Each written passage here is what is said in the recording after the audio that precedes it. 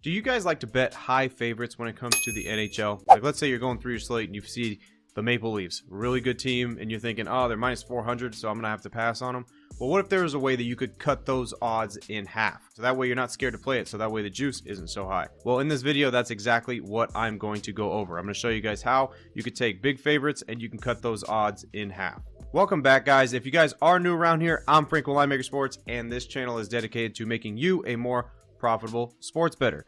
So do me a favor, if you guys enjoy this video and enjoy the videos that we have on our channel, make sure you guys like and subscribe. Without further ado, let's get into what this NHL strategy is that you can cut big favorites, the odds, directly in half. Let's say you're going through a slate of hockey and you see a couple good teams that you like, that you want to bet on, obviously, and you see these odds. You see anywhere from minus 300 to minus 500. You see some big odds like that. What do you have to do to get better odds on that without taking the minus 1.5? Because goals come at a premium in hockey, obviously, so you don't want to give up, 1.5 goals. So what do?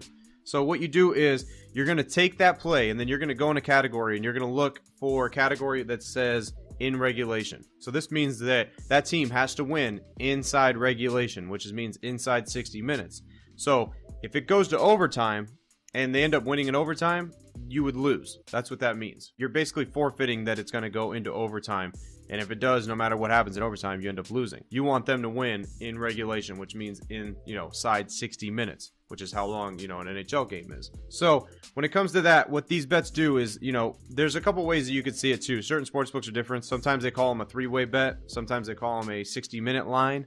You'll see that. But most of the time it says in regulation. They all mean the same thing. Now what they do though is they'll cut the odds pretty much in half almost. So let's say a team, the money line is minus 300. Well, it'll cut those odds basically down to either minus 150 in a range from like minus 150 to like minus 180. So that way it makes it more flexible for you to be able to play. Because obviously you don't want to bet a minus 300, minus 400 on the money line, right? And then they're trying to force you to get minus 1.5. That's what they're forcing you to do. The sportsbook forces you to do that because they're like, oh, we know you're not going to pay that much juice, so we want you to take that risk of they have to win by 2 goals now, not by 1. But if you take this bet, you got to pay a little bit more than what it would be for minus 1.5.